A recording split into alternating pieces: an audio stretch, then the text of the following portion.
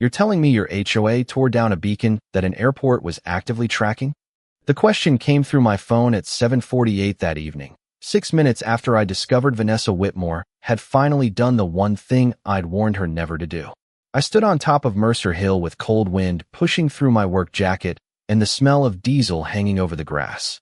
For almost 40 years, a steel beacon had stood 28 feet above that ridge, its red light blinking against the Colorado dusk with the boring reliability of a kitchen clock. Now it was gone. Fresh tire tracks cut across my gravel access road. A compact excavator sat beside the fence, its engine ticking as it cooled. Pieces of galvanized steel rested in the weeds, and a severed electrical conduit stuck from the concrete base, like somebody had unplugged the hill itself. Vanessa stood 20 yards away beside her white Lexus, one hand wrapped around a paper coffee cup. That was what I remember most. Proud. "You're welcome, Dan," she said. I looked at the empty concrete footing, then at her. For what? For finally fixing this eyesore. 3 years of complaints, and now everybody gets the view they paid for. Behind her, the expensive homes of Silver Ridge Estates stepped down the hillside in neat rows of stone patios, cedar decks, and oversized windows pointed west toward the mountains. Vanessa had spent months calling that sunset a $1,000,000 view. Apparently my beacon had been standing between her and perfection. I pulled out my phone and checked the time. 7:42 p.m. I remember it because my father had taught me to document everything involving electrical infrastructure. Time, weather, voltage, equipment condition, names. 46 years old, 23 years working around industrial electrical systems, and Dad's voice could still make me reach for a notebook before I reached for my temper. "The board approved the removal," she continued. "You'll receive the contractor invoice Monday. Honestly, Dan, you should be grateful we handled it before property values suffered any further." I crouched beside the footing. The conduit had been cut. The disconnecting closure was missing. Even the identification plate Dad had polished, every spring was gone. Then my phone vibrated. Unknown number. I answered. Daniel Mercer. A man's voice came through, calm and professional. "Mr. Mercer, this is airport operations. We're showing the Mercer Hill beacon offline." I stopped looking at Vanessa. "When?" "Approximately 6 minutes ago. We need to determine whether this is an electrical failure or scheduled maintenance." Vanessa took a slow sip of coffee. I looked at the broken footing, the excavator, and then at her satisfied smile. "Neither," I said. There was a short silence on the line. "Then why did it go dark?" I stood up and brushed the dirt from my hand.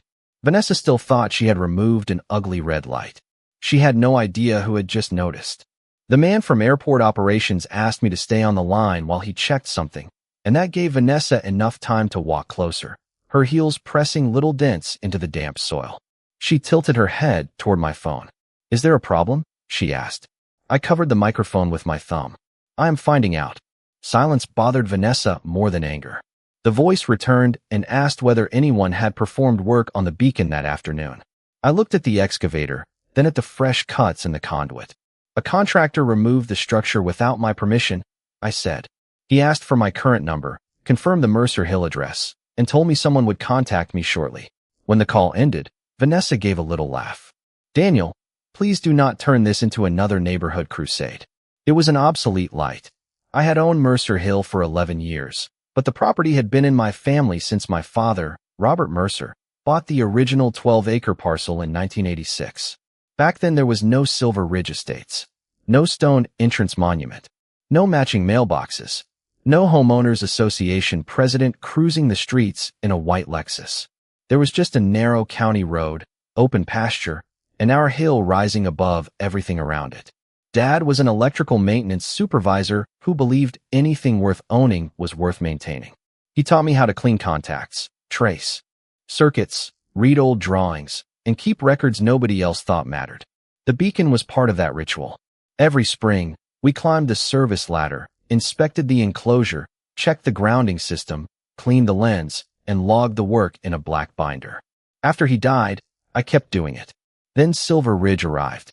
Developers carved roads into the southern slope and built houses with enormous windows facing west. Vanessa moved into the largest one near the top. She was 53, a real estate broker, and within 18 months, she had become president of the Homeowners Association. Her favorite phrase was protecting community value. Then she started selling the view. Her listings talked about uninterrupted mountain sunsets and pristine ridgeline scenery. Every evening, when the sky turned orange, my red beacon appeared in the middle of her perfect postcard. Her first request sounded friendly. Could I switch it off after 10? I told her no. Her second request came on Homeowners Association letterhead. Her third included photographs taken from her deck. By the fourth, she had stopped asking. She stood at my gate one Saturday morning, expensive perfume mixing strangely with the smell of pine and hot coffee, and pointed toward the tower. It is just an old light, Dan. Nobody needs that thing anymore. I remember looking past her toward the beacon and thinking about Dad's black binder sitting inside my workshop cabinet. Vanessa, I said, you should leave it alone. That was when I started saving every message she sent. By the time Vanessa sent her fifth message, the friendly language was gone. The subject line read Final Compliance Demand, even though my 12 acres had never been part of Silver Ridge Estates. I printed it anyway. Dad had taught me that digital records were convenient, but paper had a way of becoming very persuasive when somebody started pretending they never said something. Vanessa claimed the beacon violated community lighting standards because its red flash was visible from several homes after sunset. I answered with one sentence. Please identify the recorded covenant granting Silver Ridge Estates architectural authority over Mercer Hill. She responded 43 minutes later with 6 paragraphs about community harmony and declining property values. She never answered the question. That became our pattern. She would send a demand. I would ask for the authority behind it. She would send more words. By early May, violation notices began appearing at my gate in bright yellow envelopes. $500 for an unapproved exterior structure. $750 for excessive nighttime illumination. Another $500 for failure to submit an architectural modification request. The beacon had been standing there before most of Vanessa's subdivision was even a surveyor's sketch. I kept every envelope. I photographed where each one was placed. I saved the emails as separate files and backed them up. Vanessa interpreted documentation as fear. At the next association meeting, she apparently told residents that Mercer Hill was becoming a legal liability and that the board was exploring nuisance abatement. One of my downhill neighbors, Thomas Reed, called me afterward. Thomas was a retired accountant who had no appetite for neighborhood politics, which made his warning worth listening to. Dan, he said, she is telling people the board can remove it if you refuse. I was standing in my workshop when he called, surrounded by the smell of sawdust, machine oil, and yesterday's coffee. Dad's black binder sat on the shelf above my workbench. Did she say who gave them that authority? I asked. Thomas sighed. You know Vanessa. She said the attorneys were handling it. 2 days later, I received an email from Vanessa containing a contractor estimate for removal of what she called an abandoned decorative tower. Then I opened a new folder on my computer and named it Silver Ridge Beacon Correspondence. Instead of telling Vanessa everything I knew, I asked a simpler question. Are you formally directing a contractor to enter my property and remove the beacon? The board has authorized all necessary corrective action. I wrote back. To be clear, is removal an official board decision? 12 minutes later, she answered, yes. The board has voted to remove the non-compliant structure if you fail to do so voluntarily. I printed both messages. Then I asked for the meeting minutes. She sent those too. Her name appeared beside the motion. Her vote appeared beside the approval. The contractor estimate was attached to the record. Every document carried the Silver Ridge logo across the top. I slid the pages into a folder and placed it beside Dad's binder. Vanessa thought she was building a case against me. What she was actually building was a timeline, complete with dates, signatures, invoices, and her own written confirmation. After that, I stopped arguing. I serviced the beacon on schedule. I checked my cameras. I backed up the recordings. And every time Vanessa demanded that I turn off that little red light, I gave her the same answer. Do not touch it. By June, she had decided my warning was the only permission she needed to ignore. The morning Vanessa crossed the line started with a camera alert. It was 8:16 on a Thursday in late June, and I was 32 miles away at an industrial pump station replacing a failed control relay when my phone buzzed against the metal workbench. The screen showed movement at the lower gate on Mercer Hill. A white utility truck was parked beside my fence. Behind it sat a compact excavator on a trailer. 3 workers in reflective vests stood near the gate, while Vanessa pointed uphill with the confidence of someone giving directions on property she believed she controlled. "The tower at the top," she said. "Everything comes down." I saved the clip immediately. Then I called the number painted on the utility truck. A man named Eric answered over the rumble of an engine. I identified myself as the property owner and told him I had not authorized entry or removal. His voice changed. "We have a signed work order from Silver Ridge Estates." "Who signed it?" I asked. Paper rustled on his end. "Vanessa Whitmore." "Eric, I am telling you directly that Silver Ridge Estates does not own Mercer Hill. Please verify the property boundary before doing anything." He said he would speak with Vanessa. I saved the call information and checked the camera again. Vanessa was holding a folder now. She pointed at something on the page, then toward my gate. 10 minutes later, the truck moved through. I called the county non-emergency number and reported unauthorized work on private property. Then I called Thomas Reed and asked whether he could observe from the public road without interfering. "Already looking at it," he said. "Dan, they are taking equipment uphill. Just watch. Do not argue with anybody." The cameras did the rest. At 9:03, the excavator reached the beacon. At 9:19, workers photographed the base. At 9:27, one of them opened the electrical enclosure. By then I had left the pump station and was driving west, my service truck humming beneath me while dark clouds gathered over the foothills. My phone kept receiving motion notifications at red lights. Each one added another timestamp. Another image. Another piece of Vanessa's decision preserved automatically. At 10:11, Thomas called again. "They have lowered the tower. Is everyone clear of the equipment?" "Yes. It looks controlled. They are cutting it into sections for hauling." Anger would not put the beacon back. Records might tell me exactly who was responsible for taking it down. By the time I reached Mercer Hill that afternoon, the work crew had nearly finished. The tower was gone. The identification plate was gone. The red lens assembly had been loaded onto the utility truck. Vanessa was standing near the gate when I pulled in, sunglasses resting on top of her head. "See," she said, "that was easier than turning this into a legal circus." I stepped out into the smell of disturbed soil and warm diesel exhaust. "Did you personally authorize this?" Her expression brightened. "The board authorized it, and I signed the order."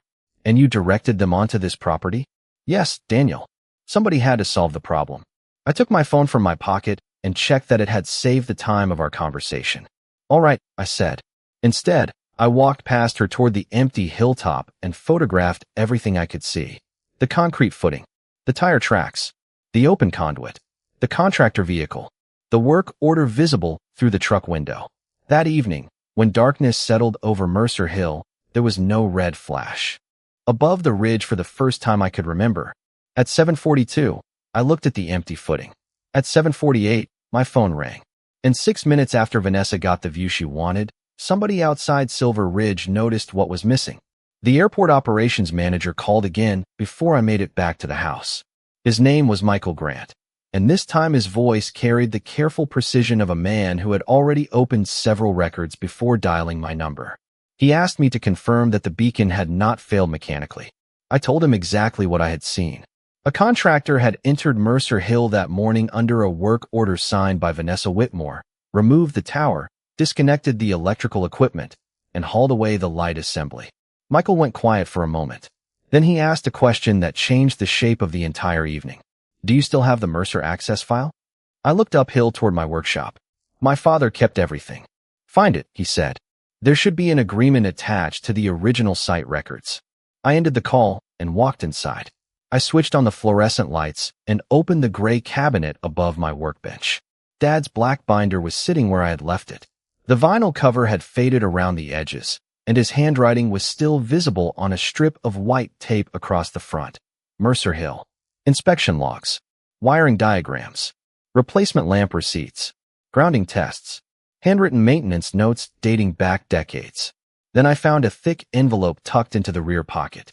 Inside was a survey map, several typed pages, and an old site diagram stamped with dates from before Silver Ridge existed. A marked line connected the airport area to Mercer Hill, and beside the beacon location was a reference number I remembered seeing as a kid but had never cared enough to understand. I called Michael back and read it to him. "That is the one," he said. He explained that the beacon was still listed in their operational records as a recognized visual reference associated with the hilltop site. The arrangement was old, unusual, and layered through agreements that had survived changes in ownership around the surrounding land.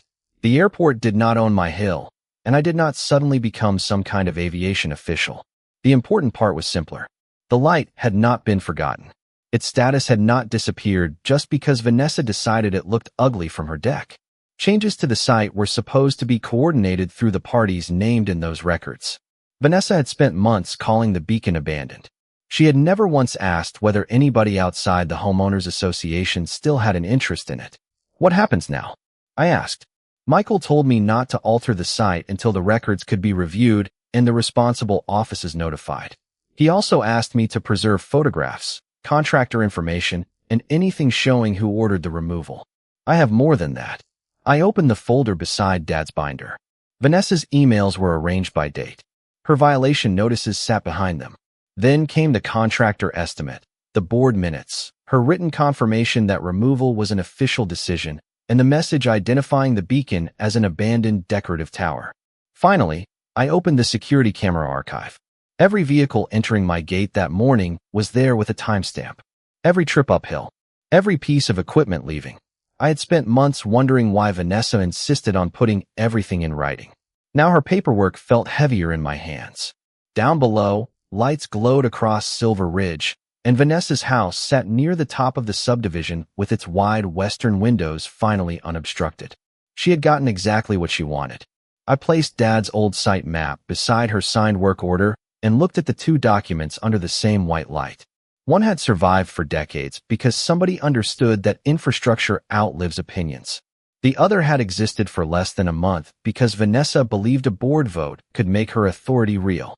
That was when I understood what she had actually given me. Not a destroyed beacon. A documented chain of decisions with her name attached to every link. By 8:30 the next morning, Mercer Hill had more official vehicles on it than I had seen there in 11 years. I heard tires crunching over gravel before I saw them through the workshop window. Michael Grant arrived first in a dark blue airport operations vehicle, followed by a county engineering truck and a sedan carrying two people responsible for reviewing the old site records. They carried clipboards, cameras, measuring equipment, and the kind of quiet expressions that told me Vanessa's homeowners association rules were about to become the least important documents on the hill. "That used to be visible before I reached your gate," he said. "For almost 40 years, I answered. I brought everyone into the workshop and laid the documents across my workbench. Dad's black binder went down first, then the old site map, then Vanessa's violation notices, her emails, the contractor estimate, the board minutes. Finally, the signed removal order." Michael read everything without much expression, but the county engineer paused when he reached the property survey. "Silver Ridge stops here," he said, tapping the boundary line with his pen. "Your parcel is outside it." That is what I kept telling them. He looked at Vanessa's work order. "And they sent a contractor across the boundary anyway?" I opened the camera archive on my monitor. At 8:16, Vanessa appeared at my gate. At 8:27, the equipment entered. At 9:03, it reached the hilltop. Every frame carried a date and time. Michael asked me to copy the relevant files and preserve the originals. While I was doing that, another engine climbed the road. Vanessa's white Lexus appeared outside the workshop. She stepped out wearing a cream jacket and carrying the thick blue homeowners association binder she treated like a portable courthouse. "Daniel," she called, "why are all these people here?" Vanessa walked inside and immediately started explaining. She said the board had received repeated complaints. She said the beacon violated community appearance standards. She said the structure had been reviewed and officially designated a nuisance. Then she opened her binder and began searching for the section she wanted. The county engineer raised one hand. "Ma'am, before we discuss anything else, did you authorize yesterday's removal?" Vanessa looked almost relieved. "Yes, I am Vanessa Whitmore, president of Silver Ridge Estates. The board voted on it properly. And you signed the contractor order?" "Of course." Michael glanced at the document on my workbench. "Did you contact Mr. Mercer before entering the property?" Her smile stiffened. He had months of notice. That was not my question. For the first time since I had met Vanessa, she hesitated before answering. "He refused to cooperate." The engineer tapped the survey again. Did you know this parcel is not inside Silver Ridge Estates? Vanessa opened her binder wider. Our governing documents allow us to address conditions affecting community values. Michael looked toward the empty hilltop visible through the workshop door. We are not here about your community values. Vanessa looked from Michael to the county engineer, then down at Dad's old map. I watched her eyes stop on the marked line leading toward the beacon site. What exactly was that light? She asked. Michael did not answer immediately. He turned one of the old agreements toward her and placed her signed work order beside it. That, he said, is what we are here to determine formally. Until that review is complete, nobody touches this site. Yesterday she had stood on my hill and proudly claimed responsibility. This morning, the same words sounded very different when everyone in the room was writing them down. Vanessa stayed on Mercer Hill for another 20 minutes, and every minute made her position worse. She kept reaching for the blue binder as if the right paragraph might suddenly expand Silver Ridge property lines by 12 acres. It never did. Michael Grant photographed the old site documents while the county engineer compared Dad's survey against current parcel records. The measurements matched. The boundary had not moved. The subdivision had simply grown close enough for Vanessa to start treating my hill like unfinished business. Then Eric, the contractor, arrived in the same white utility truck I had seen on camera. He stepped into the workshop carrying a manila folder and looked uncomfortable the moment he saw Vanessa. I brought everything you requested, he said. Michael asked him to place it on the workbench. There was the original estimate, the final invoice, photographs taken before removal, and the work order. Vanessa's signature sat at the bottom in thick blue ink. Eric explained that his company had been told Silver Ridge possessed authority to remove the structure. He had asked about property access before beginning the job. Vanessa had provided him with a marked map and written confirmation from the board. The county engineer examined the map. Where did this boundary come from? He asked. Eric pointed toward Vanessa. That is what we were given. I leaned closer. Someone had highlighted the southern edge of Mercer Hill and labeled the Beacon Area Community Impact Zone. It looked official until you compared it with the actual survey lying 6 inches away. The real property line stopped far downhill. Vanessa crossed her arms. That map was prepared for association planning purposes. Planning does not change ownership, the engineer said. The fluorescent lights hummed above us. Michael then opened Dad's old agreement and walked us through what the records showed. The beacon had begun as part of an older local aviation arrangement tied to Mercer Hill's elevation and visibility. Over the years, equipment and procedures had changed, but the site remained listed in airport operational records. That was why its disappearance had been noticed so quickly.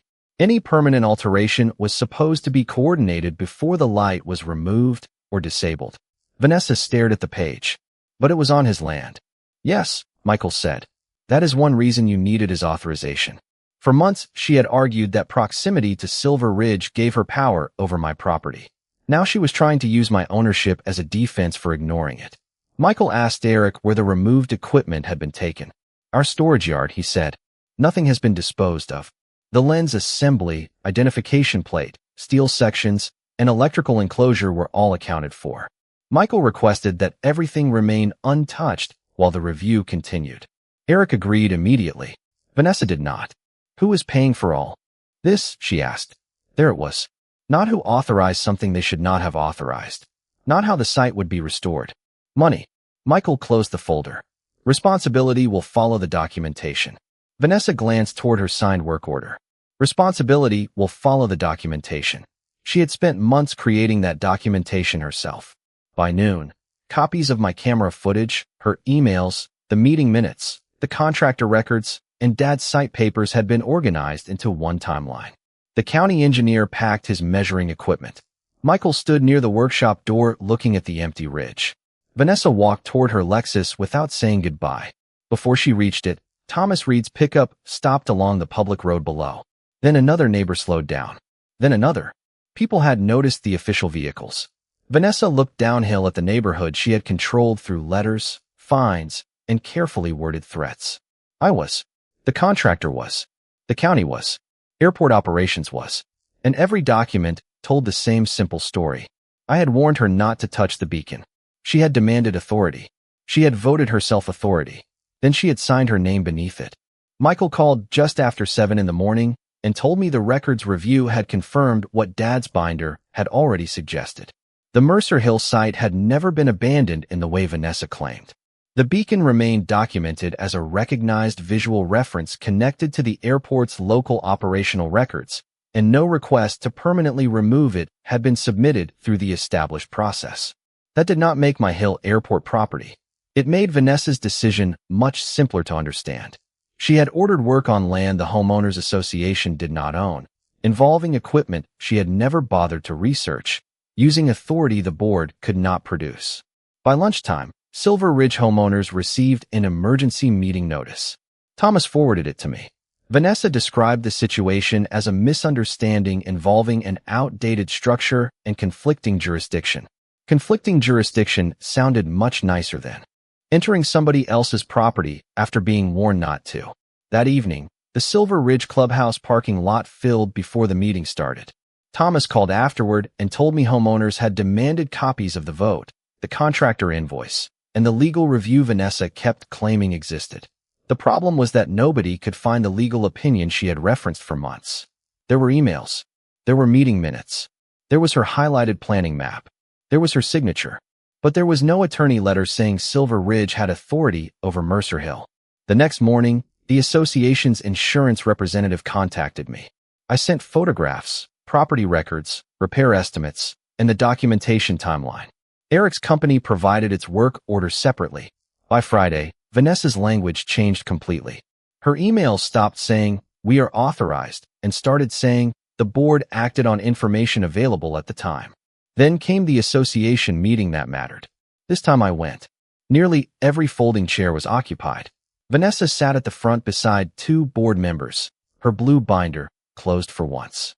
An association attorney I had never seen before explained that Mercer Hill was outside the subdivision boundary and that the board's architectural powers did not extend onto my parcel merely because something on my land could be seen from Silver Ridge. Then he addressed the removal order. Restoration costs, contractor charges, professional review fees, and other documented expenses would have to be resolved through the responsible parties and applicable insurance coverage. Vanessa interrupted. The entire board approved it.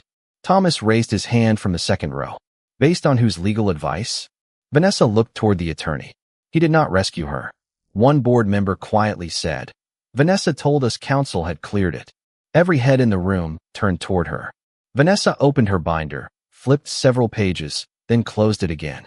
For months that binder had been her symbol of authority. That night it looked like cardboard and paper. The board voted to suspend her authority to approve enforcement actions while the matter was reviewed. They also ordered an independent examination of recent fines and property enforcement decisions. Vanessa stared straight ahead as the vote passed. I just remembered her standing on Mercer Hill with that coffee cup, telling me everybody finally had the view they paid for. Outside the clubhouse, Thomas caught up with me beneath the parking lot lights. "You barely said 10 words in there," he said. I looked toward the dark outline of Mercer Hill above the rooftops. I did not need to. Vanessa had spent months making the argument for me. All I had done was keep the receipts. The beacon came back on a Thursday evening 4 weeks later. I knew the exact moment because I was standing beside the workshop with Dad's black binder tucked under my arm, watching Eric's crew finish the last inspection. The original steel sections had been evaluated, the damaged components replaced, the electrical enclosure rebuilt, and the identification plate cleaned before it went back where Dad had kept it for decades. Everything had been coordinated this time. Property records, site documentation, airport operations, county review. No shortcuts, no invented authority. Just people doing the boring work that keeps important things working. Michael stood near the base with a radio in his hand while I checked my watch. The sun was dropping behind the mountains, turning the western sky copper and gold. Downhill, the windows of Silver Ridge caught the last light. Vanessa's house was easy to identify. Largest deck, widest glass. The same $1 million view she had spent months trying to perfect. Michael received confirmation over the radio, looked at me, and nodded. I reached into the enclosure and closed the approved control switch. Click. Then the red light appeared above Mercer Hill. Bright. Steady in its rhythm. Familiar. Eric smiled. Looks like it belongs there. I ran my thumb across the worn edge of Dad's binder. It does. Silver Ridge's insurer handled the covered portion of the restoration, while the association dealt with expenses created by its own decisions. The independent review also uncovered a stack of enforcement actions that had been approved. Without proper support, several fines were withdrawn. New procedures required documented property verification before the association could authorize work near subdivision boundaries. Vanessa resigned as president before the review was finished. Her final message to residents called the controversy an unfortunate disagreement over community standards. Thomas printed that email and brought it to me one Saturday morning. Disagreement, he said. That is one word for it. I folded the page and slid it into the folder with everything else. I never needed Vanessa to admit she was wrong. Her signature had already done that more clearly than any apology could. A week later, I saw her outside her house while I was driving up Mercer Hill. She looked toward the ridge just as the beacon flashed. For a second, red light reflected across those enormous western windows she had worked so hard to protect. She noticed my truck, but did not wave. I did. Then I continued uphill. The yellow violation envelopes stopped appearing at my gate. The cameras went back to recording deer, delivery trucks, and the occasional storm rolling over the foothills.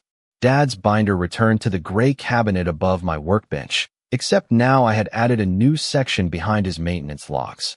Emails, surveys, photographs, meeting minutes, restoration records, everything dated and organized. Someday somebody else might own Mercer Hill, and I wanted them to understand what Dad taught me long before Vanessa ever arrived. Property rights are not protected by shouting louder than the person challenging them. Infrastructure does not care about somebody's status, expensive view, or impressive binder. Records matter. Boundaries matter. Patience matters. Vanessa demolished that beacon because she believed a board vote could turn preference into authority. In the end, the hill taught her something simpler. Justice does not always arrive with noise. Sometimes it waits quietly in an old metal cabinet until somebody turns the light back on. If an HOA president ignored your property line, sent contractors onto your land, and removed documented infrastructure after you warned her in writing, what would you do? First, tell me in the comments. And if you enjoy stories where arrogance collides with records, boundaries, and consequences nobody bothered to check, subscribe and turn on notifications. Because sometimes the strongest response is not shouting louder. It is keeping the email, saving the timestamp, preserving the survey, and letting the other person's signature tell the story.